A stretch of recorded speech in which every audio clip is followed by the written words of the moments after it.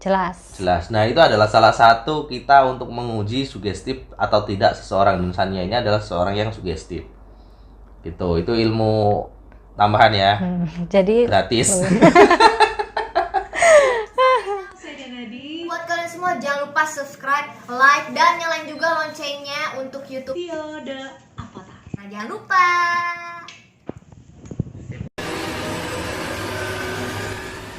Halo, assalamualaikum. Bersama saya Sania Yuliana. Di sini saya akan mensabotase channel YouTube Pak Pio The Avatar. Kali ini saya akan memberikan beberapa pertanyaan untuk ditujukan kepada Pak Master. Mau tanya apa? Baik. Pertanyaan pertama. Apa sih motivasi Master Pio The Avatar jadi seorang hipnoterapi? Apa emang itu tuh cita-cita atau gimana? Jawab. Nah, jadi sebelum menjawab ya, sebelum saya jawab pertanyaan dari Mbak Sania Yuliana yang mewakili pertanyaan dari kawan-kawan, karena di channel ini sudah beberapa video Sania biasanya menjadi korban hipnotis ya, dan sekarang Sania mensabotase channel saya. Nah, bagi kawan-kawan kalau yang belum tahu video Mbak Sania ini ketika saya hipnotis, silahkan lihat di linknya ada di atas ya, nanti saya akan pasang. Nah, pertanyaannya tadi apa motivasinya? Motivasinya menjadi hipnoterapi ya? Apa emang cita-cita atau gimana? Apa memang cita-cita atau ada yang lain? Ada yang lain. Sebenarnya gini. Awal mula saya mendalami ilmu hipnotis ya atau hipnoterapi itu berdasarkan dari rasa penasaran. Karena gini, saya lihat di televisi, lihat di berita, di internet, di koran ya, kadang-kadang ada orang yang mengkait-kaitkan bahwa hipnotis itu menggunakan ritual, menggunakan jin, bantuan jin atau ilmu hitam dan sebagainya. Nah, di situ saya berpikir karena saya sendiri orangnya itu penasaran gitu loh, penasaran apa bener nggak sih hipnotis itu tuh seperti itu. Nah, dari situ saya cari referensi. Saya cari referensi di Google ya, pertama itu di Google bahwa kalau hipnotis itu real ilmu komunikasi loh. Tapi kok bisa buat orang tidur seperti itu? Karena yang menjadi pikiran masyarakat itu kan seperti yang menjadi pikiran masyarakat seperti itu. Kok bisa orang itu ditidurkan seperti itu? Nah, di situ saya lebih tertarik lagi. Saya mencari lebih dalam lagi materi-materi hipnotis ini di YouTube. Dan kebetulan ketika saya buka YouTube channel tentang hipnotis ya, itu ada yang membuka kelas privat. Nah, saya tertarik waktu itu di salah satu channel yang itu sekarang adalah owner saya ya, channel Roni Della Serna. Nah, pertama kali di situ saya hubungi Pak Roni, Master Roni Della Serna. Saya telepon, saya tanya biaya, bagaimana proses belajarnya. Nah, waktu itu beliau bilang seperti ini. Belajar hipnotis tuh skemanya seperti ini, dan yang dijelaskan itu logis semua. Dan saya belajar online itu waktu itu tidak kurang dari waktu setengah jam. Hanya lewat media telepon dan WhatsApp. Seperti itu. Jadi kalau ditanya cita-cita dari kecil atau tidak, bukan cita-cita, tapi lebih rasa penasaran. Dan setelah tahu ternyata hipnotis itu bukan hanya seperti apa yang dipikirkan masyarakat luas atau dilihat di TV itu kan namanya hypnostate untuk ngerjain banyak juga sih yang di video saya termasuk Sania kan tak rubah namanya segala macam, itu namanya hypnostate, hipnotis hiburan teman-teman. Jadi manfaat hipnotis itu sendiri banyak sekali selain untuk hipnoterapi ya. Bisa kita gunakan untuk metode mengajar, itu namanya hypno-teaching. Ada yang untuk diet namanya hypno-diet. Untuk banyak sekali. Jadi banyak. Di samping apa yang dipikirkan masyarakat luas tentang hipnotis itu negatif, sebenarnya kalau menurut saya sendiri selama ini yang saya alami dan saya menjalani ya San ya, hipnotis itu lebih banyak ke faktor manfaatnya sebenarnya. Oh iya. Lebih banyak positifnya lah gitu. Kalau seumpamanya ada hal-hal yang negatif ya itu tergantung orangnya. Gitu. Jadi buat teman-teman sekalian, hipnotis itu nggak ada sangkut pautnya dengan gaib ya guys. Oke, selanjutnya pertanyaan kedua. Apa kendala Pak Master setelah menjadi hipnoterapi? Kendala yang berarti itu sebenarnya tidak ada sih. Jadi kalau ditanya kendala, tidak ada kendala yang berarti. Tapi biasanya yang menjadi kendala itu dari klien sendiri, gitu. Karena saya sudah jelaskan di video saya ya, beberapa video saya tentang hipnotis, tentang hipnoterapi, bahwa sebenarnya semua jenis hipnoterapi itu semua adalah self hipnosis. Jadi yang menghipnotis tuh diri klien sendiri. Semuanya nih Sania, di video saya kan ada beberapa ya. Nah, itu sebenarnya yang menghipnotis Sania itu bukan saya, San. Itu Sania sendiri. Karena semua jenis hipnotis adalah self hipnosis. Berarti kalau orangnya bersedia, pasrah, mau dibimbing, ya itu terjadi. Enak, hipnotisnya enak gitu kan, hipnoterapinya enak. Tapi kalau seumpamanya datang ke terapis atau ke saya gitu ya, dia sudah bawa beban, waduh nanti saya takut seperti ini, nanti saya takut seperti ini. Nah, itu yang akan menjadi kendala. Jadi kalau semuanya kita mau datang ke hipnoterapi, ya sudah pasrah saja. Karena sekarang saya tanya sama Sania, ketika dihipnotis sebenarnya sadar nggak, San? Ya, sadar nggak sadar sih. Nah, berarti kan masih bisa gitu. dengar kan, bisa kontrol kan. Jadi nggak usah takut. Jadi kalau kendala untuk menjadi hipnoterapi sendiri, kalau saya bilang tidak ada kendala yang berarti lah ya, tidak ada kendala yang berarti kecuali kita susahnya itu memberi edukasinya.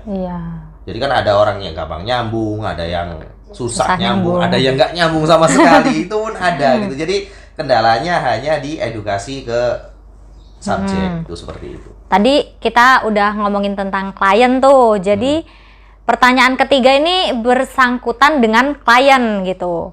Jadi menurut pengalaman Master sendiri gimana sih, ada nggak tipe khusus ya untuk orang yang susah banget untuk dihipnotis gitu? Itu kendalanya itu kenapa gitu? Selain yang susah untuk mengerti gitu. Nah, ini banyak sekali pertanyaan entah itu para penghipnotis pemula atau yang sudah mengikuti kelas privat saya ya, San ya. Jadi, kok saya susah sih menghipnotis orang ini?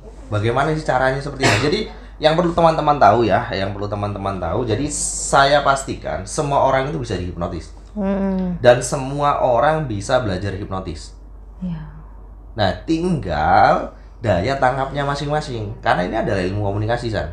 Jadi kalau seumpamanya kok ilmu komunikasi kita nggak bisa, ya berarti itu kembali lagi ke diri kita. Itu kan seperti itu. Nah, untuk subjek sendiri atau suyat sendiri ya, kita bilang di hipnotis itu kalau korban itu suyat atau subjek ya. Kenapa kok nggak disebut objek, Pak? Gitu kan? Kan pertanyaan itu kan? Karena kan kembali ke tadi self hipnosis. Yang menghipnotis diri sendiri, bukan saya. Kalau saya yang menghipnotis berarti Sania itu objek. Nah, karena Sania yang menghipnotis diri sendiri berarti disebut subjek. Paham sampai sini teman-teman? Jadi ada yang bertanya kenapa kok nggak disebut objek gitu kan? Nah, itu tipe orang-orang itu sugestif atau tidak itu dibagi menjadi 3 teman-teman. Jadi orang itu dibagi menjadi mudah, sedang, susah. Tapi semuanya bisa dihipnotis. Tinggal bagaimana kita mengedukasi dan orang itu menangkap edukasi dari kita. Gitu. Jadi sebenarnya ya timbal balik kayak gitu. Pelajaran lah ya. Sama saja gitu. Seperti itu. Baik. Setelah itu kita kan biasanya suka bertanya-tanya tuh, gimana sih kalau misalkan kita ngadepin cerita-cerita yang sering didengar gitu ya, tentang kena hipnotis di jalan gitu, kemudian ditelepon dalam waktu yang singkat gitu, itu bisa atau enggak gitu? Itu iya ya, yang jadi ya itu yang kembali kalau ke pertama tadi ya, rasa penasaran saya tentang cerita-cerita masyarakat bahwa sering terjadi hipnotis di jalan, tahu-tahu ditepuk pundaknya lupa semua gitu kan. Nah, setelah saya mempelajari ilmu hipnotis dan mendalami ilmu hipnotis teman-teman, sebenarnya kalau menurut teori hipnotis sendiri tidak bisa Orang tahu-tahu kenal, tepuk pundaknya langsung lupa semua. Enggak, semua itu walaupun bisa terjadi, pasti ada proses komunikasi. Nah, kalau yang lewat telepon itu bagaimana? Ada lu tetanggaku yang sampai tuh ke ATM, lari gitu kan, itu memang benar-benar terjadi kan ya. Nah, tapi kembali lagi teman-teman, kalau saya bilang itu adalah penipuan.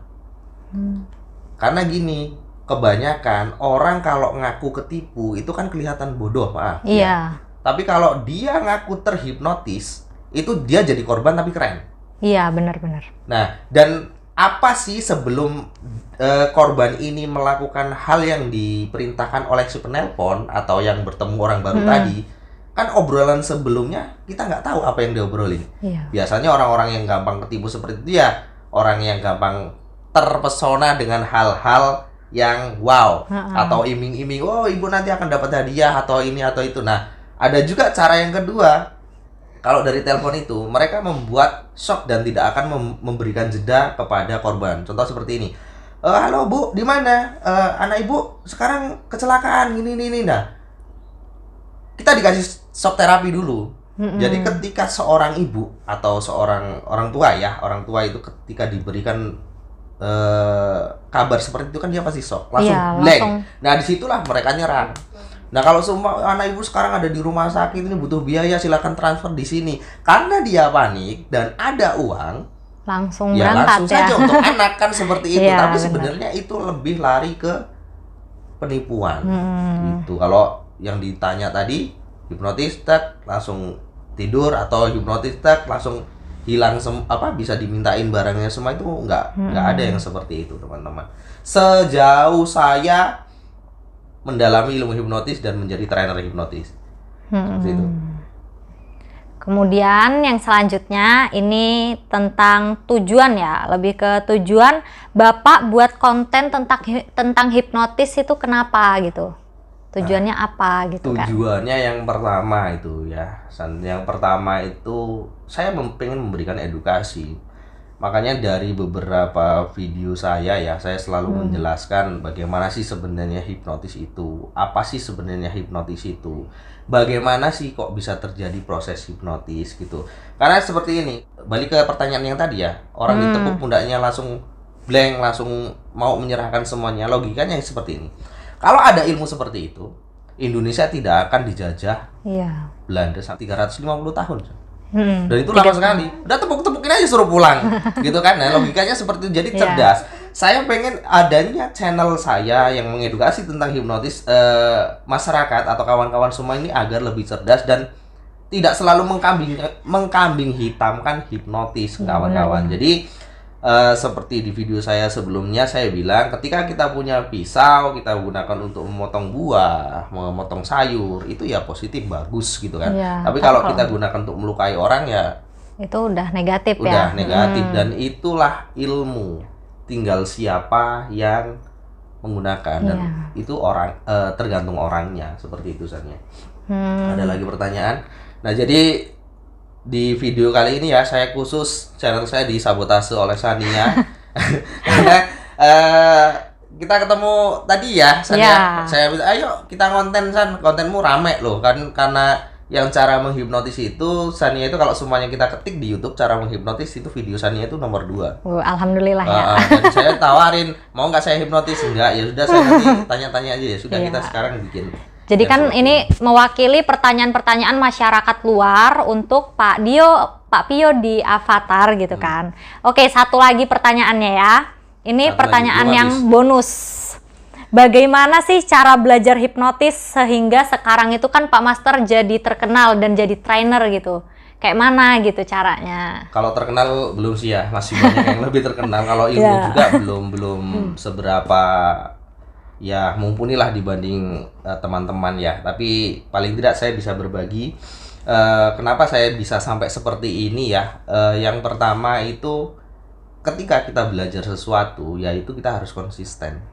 Dan ketika kita mau belajar sesuatu tentang ilmu baru, kita kosongkanlah gelas. Semuanya gini San, prinsip saya seperti ini. Jadi ketika saya mempunyai pengetahuan, tapi saya pengen pengetahuan baru dari seorang guru saya yang baru ini, Nah, saya gelas ini ada isinya, saya tumpahkan dulu, saya tuangkan dulu di wadah yang lain. Jadi ilmu itu bisa masuk. Benar. Nah, kebanyakan dari pengalaman ya, banyak yang ngomong belajar hipnotis itu susah. Belajar hipnotis itu pokoknya nggak gampang lah. Tapi kalau seumpamanya kalian memang pengen mendalami atau mempelajari ilmu hipnotis, yang pertama pahami dulu apa sih hipnotis itu. Nah, apa hipnotis itu yang tidur atau memang seperti yang saya jelaskan. Nah, kalau sudah paham apa itu hipnotis ya, baru carilah trainer. Seperti saya tadi. Iya. Pahami tentang hipnotis dan cari trainer. Karena apa? Bisa nggak kita belajar otodidak? Karena kalau seumpamanya belajar cari trainer kan itu bayar dan mahal ya kan ya. Nah, bisa. Saya pastikan kalian belajar melalui video saya, di video tutorial saya yang ada 4 part ya. Itu saya pastikan bisa. Tapi ketika nanti kalian ingin mendalami lagi, ketika kalian ada kendala, kalau seumpamanya Anda itu belajarnya otodidak, tidak ada tempat untuk sharing. Sharing, bener. Dan kita akan bingung gitu. Yang pasti yang pertama pahami tentang hipnotis, carilah trainer yang kalian percaya, trainer yang memang benar-benar kalian percaya dan itu kalian anggap mumpuni dalam bidang hipnotis. Guru ya. Dan kalau seumpamanya sudah paham materi, sudah punya trainer, dikasih materi, yang ketiga praktek. Iya. Berani praktek. Semakin kalian sering praktek, semakin kalian akan mahir. Dan semakin kalian sering praktek, itu kalian akan menemui tipikal-tipikal orang yang berbeda-beda. Kuncinya itu 3 sebenarnya kalau saya menjadi kunci saya, San. Pahami, cari guru, praktekkan, sudah. Seperti itu. Dan sampai sekarang pun saya masih belajar lagi gitu kan. Iya. Bahkan ketika saya mau ngambil yang kemarin tuh, saya sidang itu bersama Ferdian ya, itu pun saya bayar teman-teman. Jadi di dunia ini tidak ada yang gratis. Kalau mau gratisan pun ya monggo, silahkan. Kalau semuanya pengen belajar hipnotis tapi nggak punya duit, kendala di uang ya silahkan lihat di YouTube saya atau di YouTube teman-teman yang membahas tentang ilmu hipnotis gitu. Tapi jangan mengharapkan lebih. Iya. Gitu, karena nggak bisa buat sharing juga ya. Iya, jadi kadang-kadang kan anehnya gini. Sudah mintanya gratisan, minta bimbingan kan gitu. Jadi bukannya apa-apa teman-teman. Jadi apa bedanya yang mengikuti kelas yang sudah bayar ini? Kan harus ada pembeda seperti itu. Nah, pokoknya kalau seumpamanya pengen pintar hipnotis, carilah trainer. Cari trainer yang kalian memang percaya. Tidak harus dengan saya. Iya. Jadi seperti itu. Jadi buat kalian yang mau belajar memperdalam tentang hipnotis, itu kalian yang pertama pahami dulu. Pahami hipnotis itu apa gitu, biar nggak mikirnya nanti apalagi yang bujang-bujang nih ya. Oh, kalau saya bisa hipnotis, saya nanti bisa nidurin cewek seperti itu. Itu sudah salah gitu. Itu udah konsepnya udah salah. Iya, gitu. jadi harus positive thinking ya guys. Jadi pahami, kemudian cari trainer atau guru yang bisa kalian percaya untuk membimbing kalian gitu. Ya, betul. Yang ketiga, praktek. Jangan segan, jangan malu untuk praktek gitu. Kalau ketemu orang atau teman gitu kan, jadi untuk prakteknya teman dulu lah ya yang bisa. Sambil diedukasi gitu kan. Iya. Nah, sebelum tutup ya. Nah, kalau saya berikan pertanyaan sama Sania ya. Sekarang saya tanya satu kali saja. Sania bisa membayangkan sambil buka mata ya? Bisa membayangkan sambil buka mata, bisa. Bisa ya. Kalau seumpamanya saya di sini saya bikinkan garis. Ada garisnya? Ada. Warna apa? Warna hitam. Warna hitam. Nah, jelas atau tidak? Jelas. Jelas. Nah, itu adalah salah satu kita untuk menguji sugestif atau tidak seseorang. Dan Sania ini adalah seseorang yang sugestif. Gitu. Itu ilmu tambahan ya. Jadi gratis. Oke, baiklah. Channel Pak Master Pio udah selesai saya sabotase. Terima kasih untuk jawaban-jawaban yang super keren dari Pak Master Pio di Avatar. Mudah-mudahan bermanfaat ya. Pasti bermanfaat. Oke, assalamualaikum warahmatullahi wabarakatuh. Terima kasih. Terima kasih sudah klik video ini, tapi jangan lupa guys klik